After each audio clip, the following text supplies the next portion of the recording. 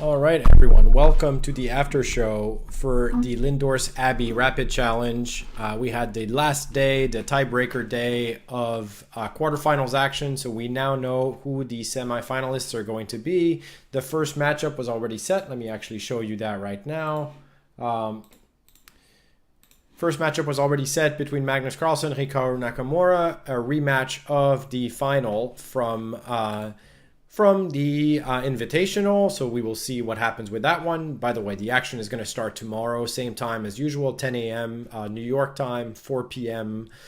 Central European Summer Time. And in the second semifinal, we will see Ding Liren, who won the all-Chinese battle in the quarters here by the narrowest of margins, and he will face Daniil Dubov, who managed to come back from his little slip-up of yesterday. He certainly seems like a deserving winner because of what happened yesterday. He had plenty of chances yesterday to make it through, and he didn't. And so, but he came back, which is never easy to do when you have a bad performance. You got to try to come back after sort of an unfortunate loss. It's never easy, but he did it today. I also did want to mention we have fantasy winners. So if you participated in our fantasy chess contest, these are the winners. Old Boot, a cool name, won the quarterfinals contest, and Sumya Pradhan was in second place, so they will win the prizes. We are going to publish a contest for the semifinals that you will have just until tomorrow morning to fill out. So come back, maybe in the morning before the play begins. Make sure to fill that out. You can see a link. I think if you're watching the show on Chess24, there is a banner just next to the show that you can click on to get to the fantasy chess page. You can certainly bookmark that link. And if you are on one of the other platforms, then just come directly on Chess24, and it's easy to find there. We are coming back to the camera here. We are going to go through the chess today. Two pretty different matches because Daniil Dubov won 3-0 today, so very one-sided. And in the all-Chinese battle between Ding Liren and Yu Yangyi, it was very close, went to Armageddon. Just like their first match, I believe, had gone to Armageddon. Yu Yangyi picked the white pieces as he had the choice because he finished higher in the standings. And he seems to like picking white. Today it did not serve him. I can show you just I will show you just the results now. So as you can see, Yu Yangyi, Ding Liren, they did have a couple of decisive games today. Ding Liren had to come back from behind to win this match. So tough. He definitely didn't look like he had an easy time against Yu Yangyi, and I'm not sure if it's because Yu Yangyi, obviously is very strong, or if they know each other so well that it can be a little bit difficult to play each other. But certainly was not an easy match. So with that said, let's get to the chess. I forgot to mention, actually, going back here, we do have an article for our hashtag Heritage Chess. So if you do follow the history of chess, which are sponsored, the Lindores Abbey Preservation Society, obviously has a very historical mandate. And so today's feature is about Yu Yangyi, and you can read in this article a little bit about his background. He, like Arignan that we spoke about just a couple of days ago, he started chess a little bit later than some, people like Magnus, who started really early, but very quickly rose. And he is from the Hubei region of China. And so you can, familiarize yourself more with this player who has been around for a little while and been in the top 10 several times, and a very, very strong player. We'll continue to see him. So yeah, you can check out this article along with all the other ones in the series about the history of the players and the country where they are from. So let's start with the Dubov-Karyakin match. It was a one-sided match from the score, but as you'll see, while game one was maybe all Dubov, game two was mostly Karyakin, and so the score is not necessarily always representative of what happened in the match. So let's take a look here. So Karyakin plays the Queen's Gambit decline here. Dubov plays bishop g5, not the bishop f4, which we have seen in all these Nakamura and Carlsen games, among others. We may see it again tomorrow. But Dubov does go for aggressive plans in this Queen's Gambit. A lot of times he plays plans with queen c2 and castles on the queen side. So he's been one of these sort of new proponents of this. So here we have a bit of an odd move order where Dubov played bishop g5, but on h6 retreats to f4. So now we have the same position from the bishop f4 line with black having played h6. It's sort of hard to assess whether that's good or bad, but keep in mind that Nakamura has voluntarily been playing h6 in a lot of positions. So that is, certainly interesting. Dubov, true to his style, plays g4. Interesting that this had been played, probably the most notorious game with this move was a game between Alexander Grishchuk, who happened to be joining us for commentary today, and Caruana. I don't think Grishchuk was there at the time. He joined in a little bit later, but I would have been curious to hear what he thought of that move because that's really the only high-level game that saw this move. But this is a move that obviously attempts to take advantage of the fact that the pawn was on h6. If the pawn was on h7, then knight takes g4, rook g1 would have less sting, less venom to this move, because after knight f6 you can't take on h6 if the pawn is on h7. So that's the first thing. So here there are really two sort of ways. The old saying goes that if someone attacks you in the flank, you should respond in the center. So in the Grishchuk-Caruana game, Caruana played d takes c4, bishop takes c4, knight b6. g5 is also possible, by the way. And in this game, Sergei Karyakin plays c5. Both moves are very logical, hard to say which one is better. But in this game, I have to say, the Dubov attack does look pretty scary for black. So it may be that black should try something else. So Dubov plays g5, pawn takes, knight takes. And this is sort of again, like as are a lot of these Dubov openings, it's a bit of a don't try it at home. You sort of need to have worked out that some of the complications are not just immediately bad. But Dubov does get a very threatening looking position here. CD, ED, DC, rook G1. And so he plays rook G1 first. The reason he does this and not bishop takes C4 is that if you play bishop takes C4, you're giving black time to attack your bishop and, sort of improve their position, get a block in on D5 and so on. So, so he plays rook G1 first. And this is... it's starting to look actually quite scary for black already. I mean, the plan can be either queen c2 to put pressure on h7, or maybe queen f3, queen h3. Probably castle queenside. I mean, it looks like already there's a lot of pieces aiming at the king, so it's not a trivial position for black to play. He plays knight d5, very understandable. He tries to trade some pieces and free himself a little bit. Computer, for obvious reasons, likes to play moves like b5, and it is complicated and hard to say, who ends up better here. But I looked at queen f3 threatening the rook, and then on knight b6, something like either castles long, or even moves like queen g3 or queen h3 are possible. And honestly, it's a mess, but I feel like white has got to be pretty happy, because after knight b6, we also can at some point put the bishop on e5, and yeah, I mean, it looks like a really scary position for black. Of course, with time, maybe it's possible to analyze this and see if black can hold, but I rather like white's chances, especially in practice here. So he plays knight d5, queen c2, nice move. He's hurrying to complete his development, prepare to castle queenside, and also of course, threatening checkmate. So black is forced to surrender that bishop. Bishop takes, f6. Other moves don't seem particularly good. So on this, for example, after bishop c4, there's real problems here. Bishop h6 is a threat. There's going to be threats like just simply bishop d5, and that pin will be a problem. So that position doesn't look so good. So he plays f6. But after bishop h6, rook f7, bishop c4, already it's clear that white is very happy here. You're not down any material as white, and the attack is still ongoing. So this looks like things have gone wrong. So Karyakin would have to go back to the drawing board and find something better here.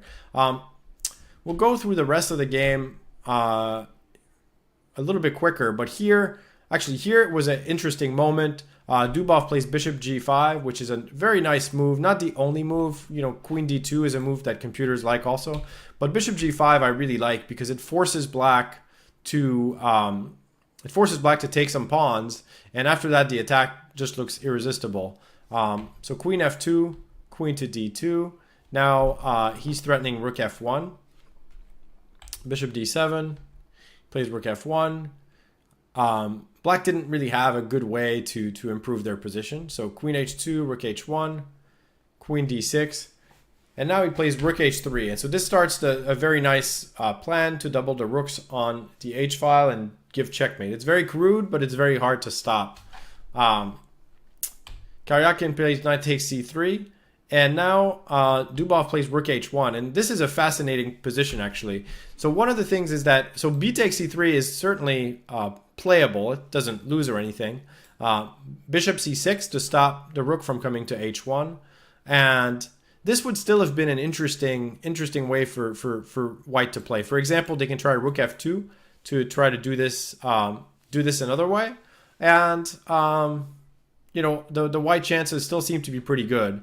So it's a question of whether the other move was better or not is not entirely clear, but it is very beautiful to play rook h1 instead of recapturing a piece, letting black take the bishop with check. And so I thought that was pretty cool. So here queen takes, and now Karyakin has only one way to stop sort of immediate checkmate, and that is, so the threat is rook h8. If we move the rook, then in most cases there's a simple like queen h5 that will crush. So for example, if we played this move, so here I believe it's simply bishop takes f6, and now white is actually up material, and you can't take back because now it's checkmate in a few different ways. But for example, here rook h7, king g6, queen g2, or queen h5 also. So even if you put like a queen on c6, it won't really help. So here Karyakin plays queen c6, king b1, queen h1, and rook takes h1. And it's important to count the pieces in a position like this because it's not necessarily over. Here black has actually a rook and a knight for the queen, and he's also got a couple of pawns. So material wise, it's not actually too far off from being equal. And if it weren't for the fact that the king is weak, this could be pretty close to being equal, actually. So it is not so obvious, and that's why it's actually possible that Dubov could have played something less flashy than allowing that queen sacrifice, and he may have won more easily. However, Karyakin was a little bit short of time, plays some good moves here, but after rook c8, queen h2, he decided to simply resign when, as Dubov discussed after the game, the move rook f6 was actually not so easy to refute. And one of the things is that, so first of all, you can't take here because of a checkmate in the back. So you can't take. So you play something like rook h8 first, for example, king f7, rook c8, knight c8, bishop f6. Pawn takes f6, and it's not totally obvious how you're going to win this position. And so, there was a discussion afterwards, and it didn't seem like Dubov was actually sure how exactly he would win this position. And so certainly a bit of an early resignation from Karyakin. Even though in practice maybe it would be very difficult to create a fortress, it's not actually that far-fetched that there could be one. So, folks, don't resign. But this was a very beautiful game by Dubov, though, that really kind of set the tone for the match. And in these matches against Karyakin, he has been incredibly aggressive, and it's really paid off for him.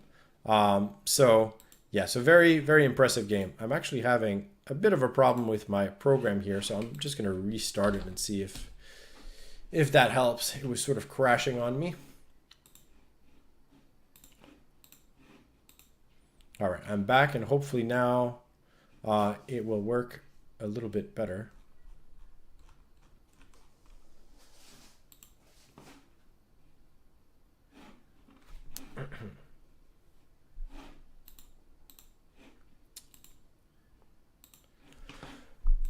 Okay, so we were at the end of the first game. So going to the second game.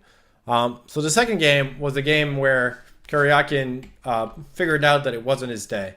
So Dubov repeats the Philidor, and interestingly enough, Karyakin decides to take with the queen here, which the last several games had seen knight takes. Knight c6, bishop b5, and this is considered an interesting, sort of very solid way for white to play. Tends to lead to slightly less sharp positions, I guess. And now Dubov makes a new move, as he often does. I don't think this move, knight b4, has been played before. Black has tried sort of everything else. Knight f6, g6, bishop b7, all sorts of moves. But knight b4 is kind of new. And I'm curious, how much preparation Dubov had here. This is sort of very natural. What white did, d5, a3. And so he played, Karyakin went for a very principled way of playing. And I don't know how confident he was that this would be good, but it's definitely very interesting. And I like the way that Karyakin played the opening here, because he decided not to be afraid of Dubov's preparation and go for what seemed like the most principled way of trying to refute this.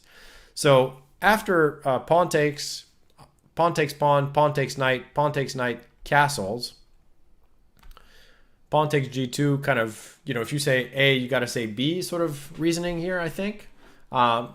And rook e1, bishop e7, rook a5.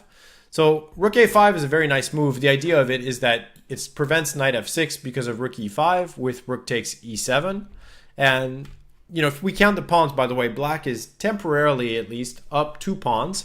Of course, the pawn on g2 is condemned in a near or far future, sort of whenever white wants to take it.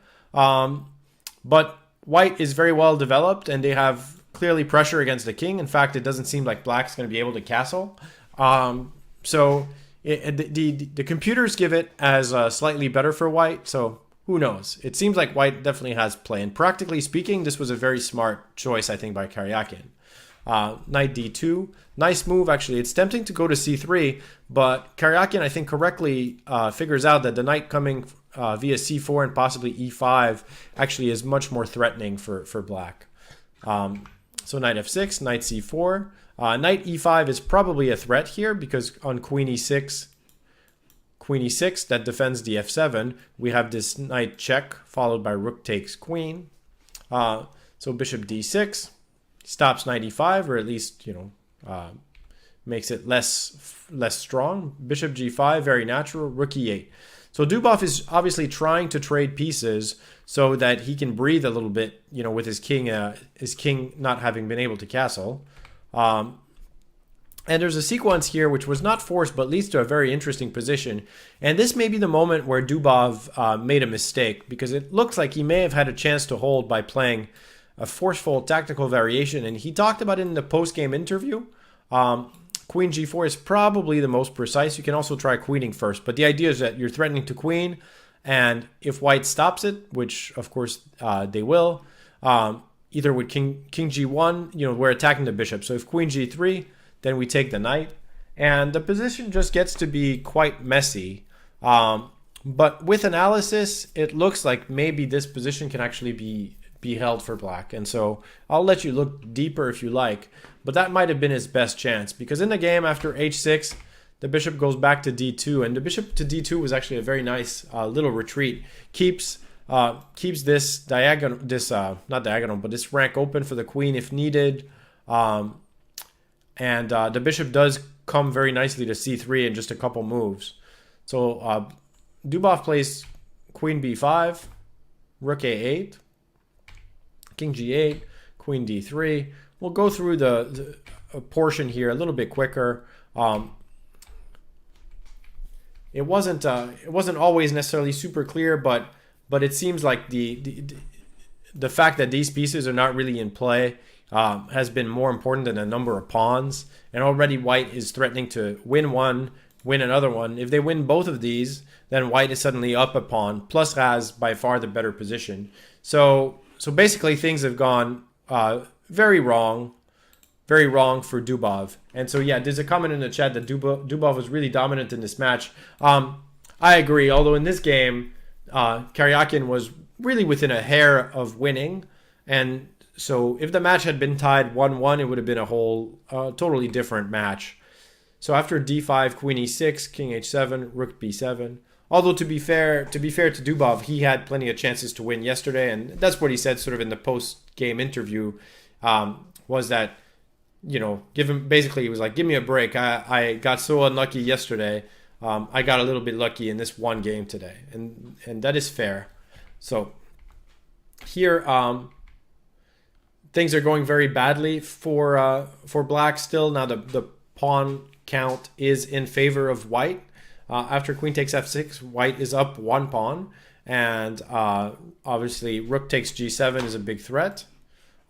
So, you know, black is in real trouble here. He plays d4, queen g6, and this was sort of the main trick in the position. I mean, I guess Sergei spotted that king h1 would run into queen c6, and so he decided to play king f1, and that was very sad. Now, he did not spot queen a6 with the double attack, and so he just wins a rook. And so kind of a sad way to end this game, which had been a very well played game by Karyakin. And if you play king f3, it looks like white is clearly winning here, because if black doesn't have a check to pick up the rook, so queen c6, we can play queen e4, and this endgame is totally winning for white, because that b pawn is very strong, and you have this very annoying pressure against the g7 pawn. In fact, next move, you know, let's say black plays rook g8, you could very easily just play this, and the bishop ending will be completely winning here after rook g8, king g8, and probably the simplest is just h3 and then b5 or king d5. So, so yeah, too bad for Karyakin here, who after losing the rook, they played a few more moves, but the game was of course never in question.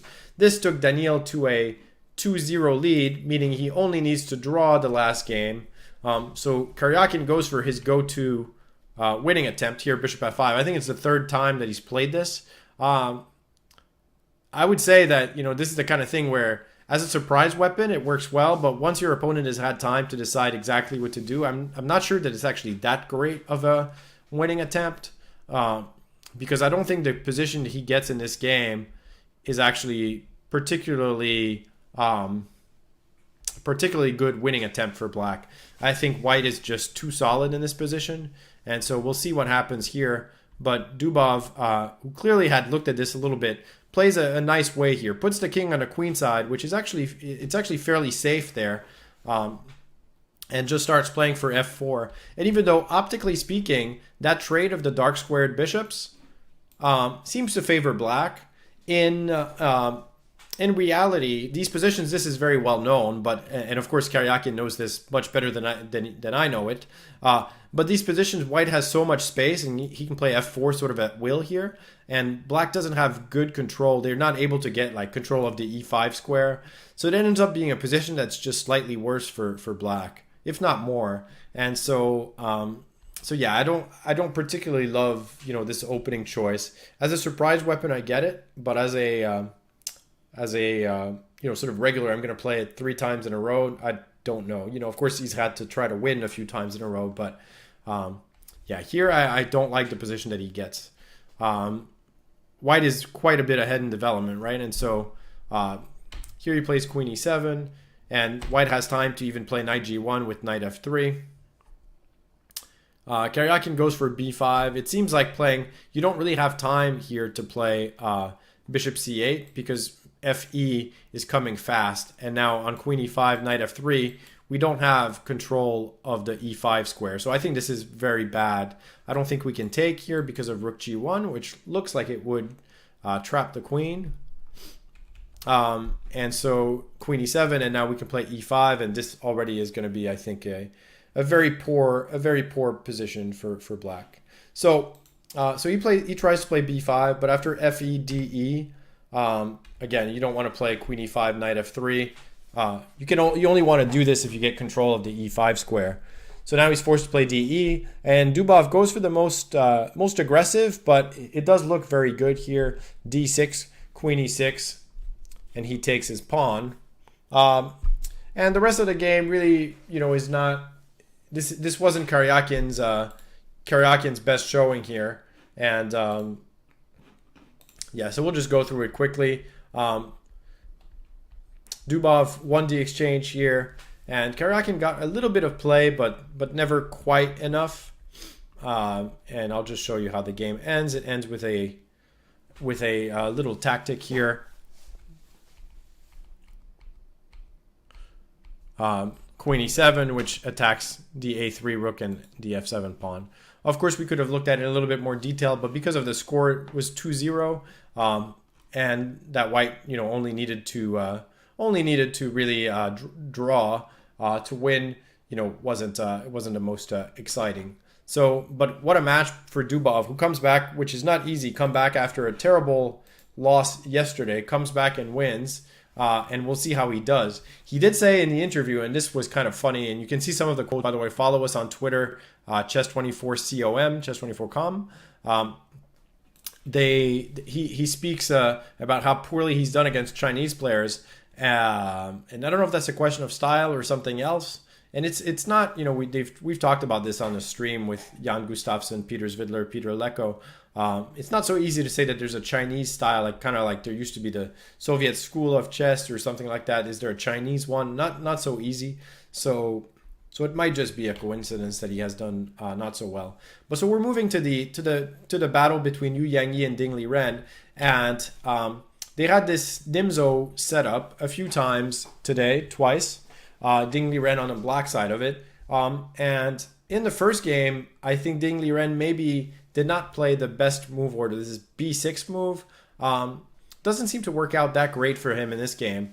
So in the next game, where he gets the same position, he opts for knight c6 and e5, followed by e5, which I think is a better way to approach this position, because b6, positionally, it seems very reasonable to try to take that bishop on d3, but it does take time.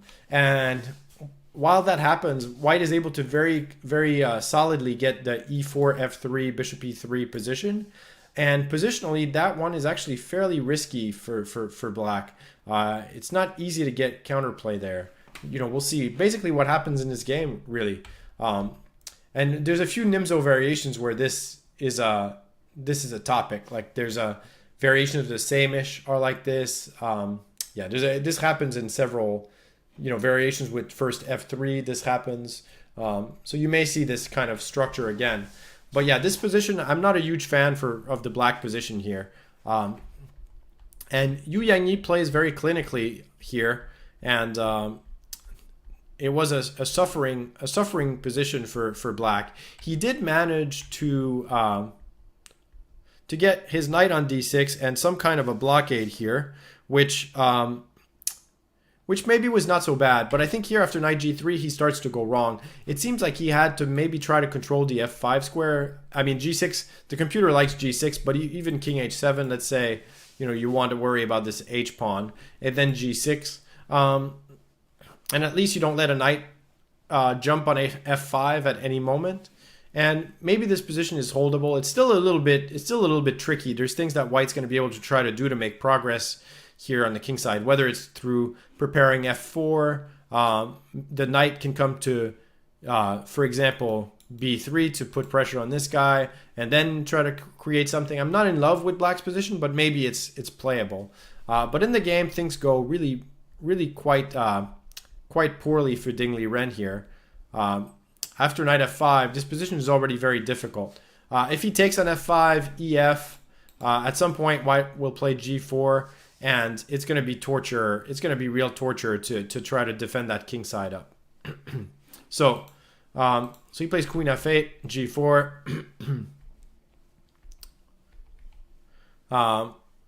Now he takes on f5 because the pawn structure has changed a little bit, but it's still really bad. Gf, king e7, d6, king d8, queen d5. Already this is a position which is basically lost for black. But unfortunately for Yu Yangyi, here he was short of time and made a mistake. And it looks like if he played, he could find, with a little bit more time, he would surely find a simple plan. There's a few ways to go about it, but king f2 is one. You could do king h2, or even rook e3. But the idea is to play rook to g1. And black can't quite orchestrate the defense here. So for example, let's say black does this, rook g8, rook g1. This pawn is falling. The only chance to get counterplay is to do something like rook b8. But rook g7 is too fast. So actually we can try, you can try also rook b8 first. Then rook g7. Yeah, I mean you can, or maybe b3 first is what I looked at. Rook g7, rook b8. But here, even bishop b2. There's also other moves, like I think the computer likes to play bishop d2 to just stop rook b4. But this followed by rook b1, and then this pawn is going to push. Looks lost. Just looks lost for black. So, but unfortunately, Yu Yangyi, after queen g8, he was probably afraid that this endgame would somehow get out of hand. Plays queen b7. But now after queen takes c4, things are suddenly, this is the best position black has had all game. Things are not so clear. Rook g7, which surely he was counting on. But now black has check. Takes this pawn. And even though it looks like it could be dangerous for white, in reality, there's nothing really here for him to do. So the game ends in a draw here with a perpetual. So, yeah, so narrow escape for Ding Liren here. And now in the second game, so Yu Yangyi has been playing the Queen's Gambit accepted, but not with Bishop G4. And Bishop G4 it's an old line that some players still play. But it's not considered to be the best. It seems like even with natural, there's two plans for white. The plan that Ding Liren goes for here is the most sort of solid one with, a very classical knight c3, castles, and e4. There's also plans with g4 that used to be, at least when I was studying chess as a kid, was sort of the prescribed refutation, or the reason why we didn't play the setup was a plan with g4. But Ding Liren goes for the more solid, and he may have a theoretical. It's possible the theory has changed since my days, as it has in many openings. But he goes for e4, but frankly, I do like the position that Ding Liren gets here. He does play g4 here, which is a little bit different because in the other positions we play with like knight e5, so it's a slightly different setup. But here, I also very much like the position that he gets. On c6, he makes a sort of an interesting decision to play a4. The computer was very critical of that move. Of course, he's trying to stop, the idea of playing b5. But it does give the b4 square, which black takes right away. So it would be possible to look at other moves here too. And really everything is possible. You can play rook d1 or bishop b3, or there's all sorts of ideas for white how to play this kind of position. So he plays a4, bishop b4, g5, knight e8, knight h4, and I do think that he comes up with he sacrifices his d pawn here, and I did think that was very interesting, but I think that here he followed it up maybe inaccurately.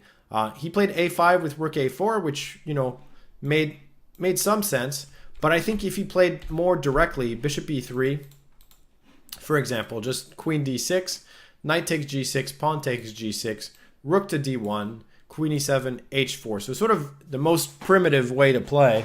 And I looked at this for a little while, and I think this is a great, positional pawn sacrifice from Ding Liren, and that this position would be difficult. White has a simple, king g2, h5. It's a fairly simple. You could also consider f4, f5.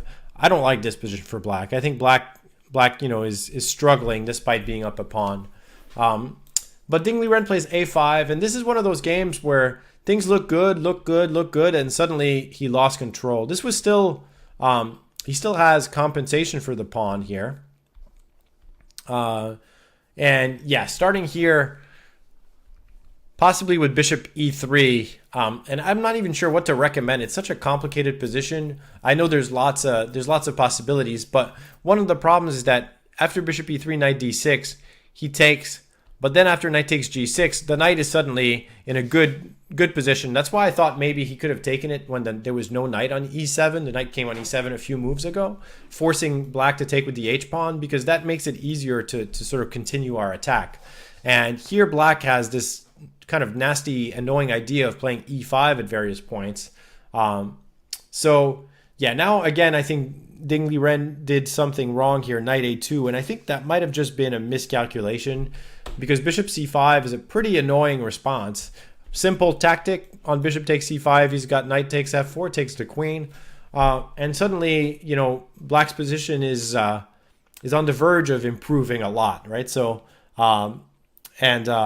with this time control, it's sometimes these things tend to snowball a little bit. So he plays rook c1, knight takes e4, nice little tactic. You know, there's still no bishop takes c5, and so this indirectly defends the bishop from rook takes c5.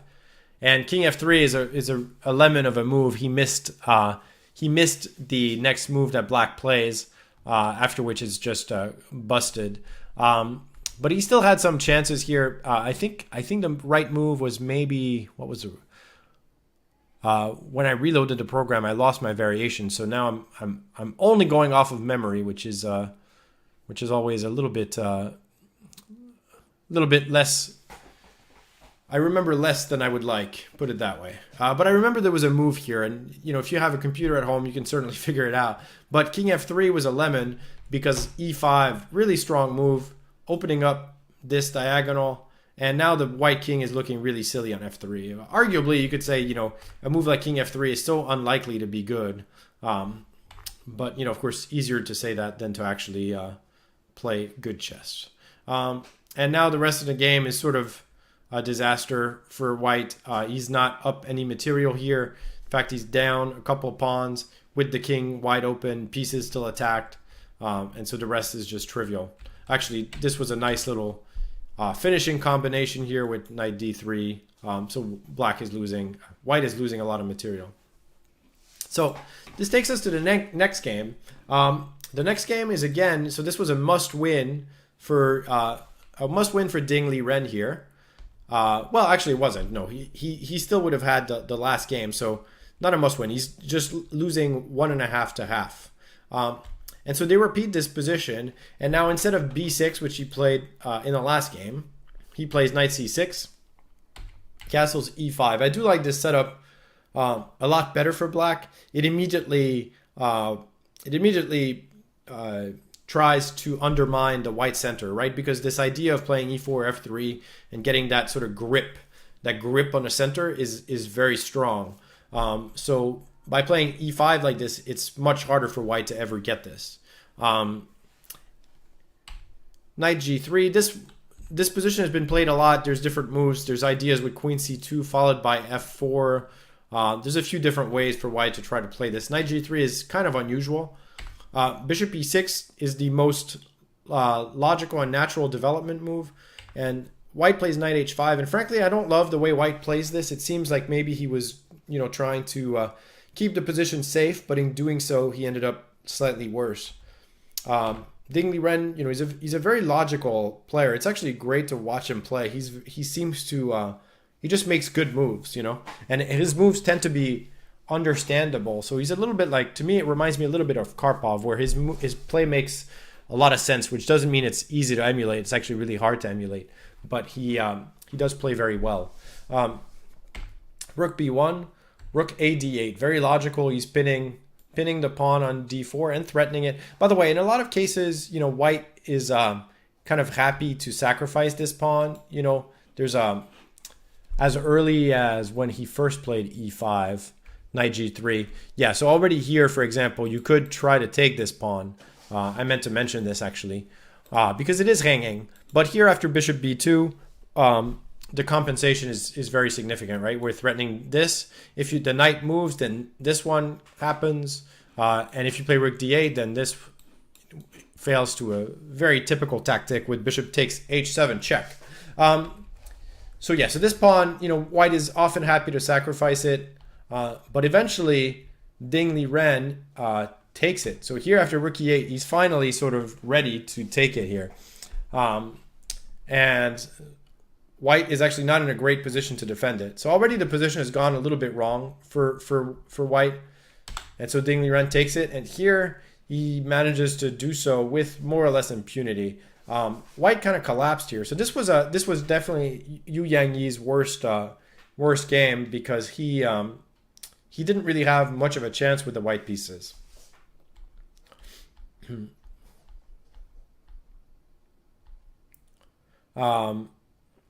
This is sort of the final blunder, rook to e3. But the position, basically white doesn't have enough for a pawn. And in this time control, I feel like it's hard to hold positions like this, where you have to try to get counterplay, and, it's easier to collapse than it is to fight. Rook d5 was a very nice move. The idea was that, so we can't take here because of bishop h7, king h7, rook c3. Note that knight e2 doesn't work because of queen takes. So this is the point of rook d5, which is a very strong move. It forces the queen off of the defense of these squares. So after queen h4, queen c3, we take one piece, right? Count that. One piece, two pieces, check, and now we've taken a rook. So rook in two pieces. A rook in two pieces is pretty much, unless there's like something immediate with huge counterplay, it's always going to be winning versus a queen. The rest is just technical. Ding Liren is ruthless here. He's trying to combine, threats of giving checkmate with, attacks on the different white pawns and avoiding checks to his king. So he did it very well here. Nice little triangulation at the end to checkmate. So nice game by Ding Liren. The last regular game that they played was a draw. Where they played so Yu Yangyi plays the Queen's Gambit accepted, and Ding Liren has been trying a lot of different things against it. I thought he might have liked the position he got in the last game with knight f3 and the bishop g4 variation, but he decided to sidestep that altogether. e4 is also one of the more testing ways to play against the Queen's Gambit accepted. This knight f6, knight d5 line is right now, I think, considered the most the closest one to getting equality, although it still seems like all these positions, at least to me, are more pleasant for white, but they are very solid for black. And possibly Ding Liren's play could have been improved around here, but they did reach a solid position for both sides. And I do want to show the accuracy of Yu Yangyi here. After e4, he finds the right sequence to draw here. Bishop e3, king h1, gives the bishop up. The bishop here is in the way, but I'm sorry, the bishop here gets protected by the rook when the rook takes on e2, so the tactics do work. And then the position gets simplified. There's no way for white to hang on to this pawn. So just a drawn ending. Which takes us to Armageddon. And Armageddon, Yu Yangyi picks white. He has liked picking the white pieces, and I think so far this has served him well.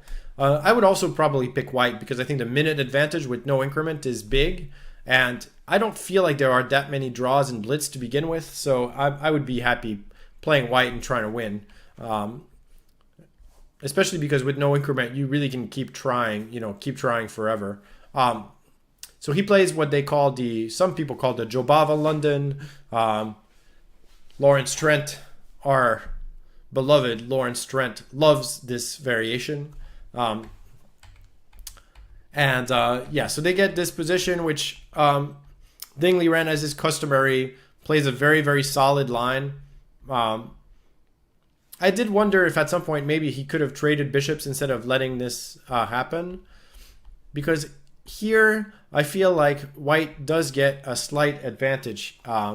Because the knight on c4 is not so stable. And these pawns are a little bit weak. And eventually that bishop pair can play a role. So I think, maybe maybe in all the way back here, like it would have been interesting to try to trade that bishop first. And I don't know, I'm not a specialist of this, but I feel like instead of castling, you could take knight takes and castles. I feel like without the bishop pair, white doesn't have all that much here, but who knows? Maybe I'm wrong.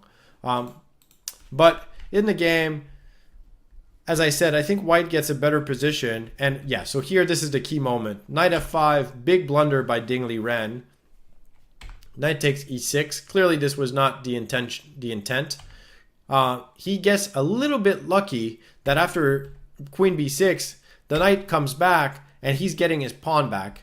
Now, unfortunately for Dingley Ren, though, there is a really strong move here that Yu Yangyi missed under the pressure here. He did have plenty of time, but the move queen e5 would have been really, really strong, threatening the knight on f5. If that knight moves, then we have bishop e3, threatening the queen and the rook in the back. And then this position sort of works out to be quite bad for black. So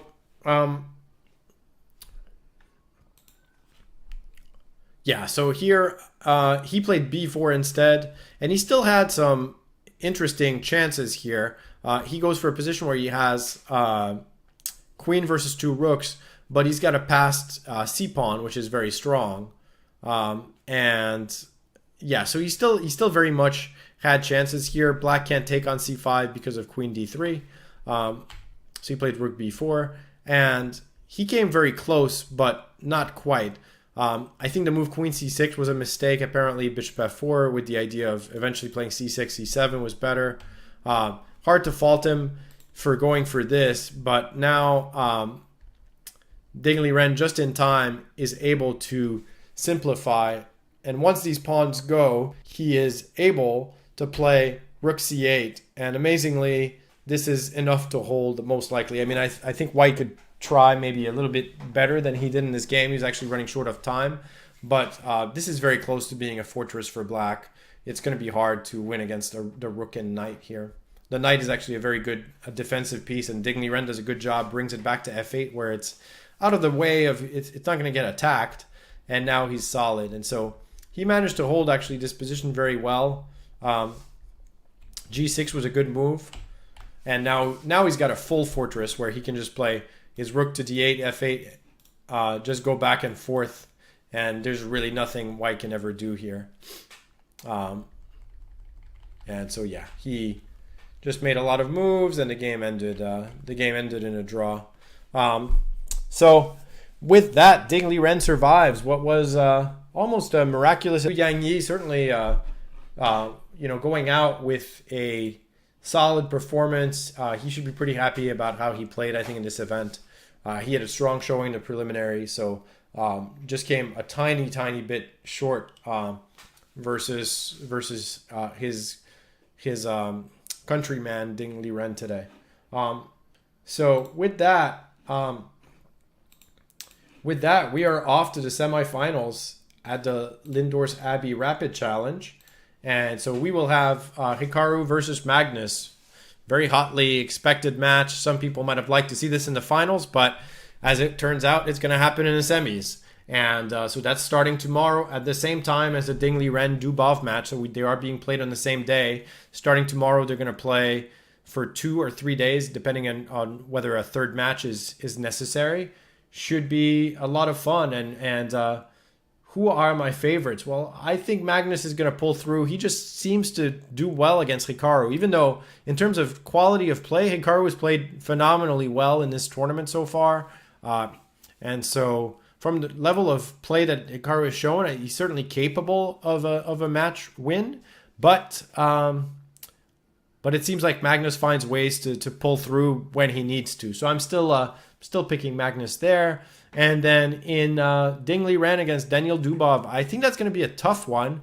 But I actually kind of like Dingley Ren's chances. I think Dubov is so fascinating to watch, but Ding is so hard to bluff and so precise that we will see. But I'm curious to see what openings Dubov comes up with. He's definitely one of the most fun guys to watch and one of the most talented guys.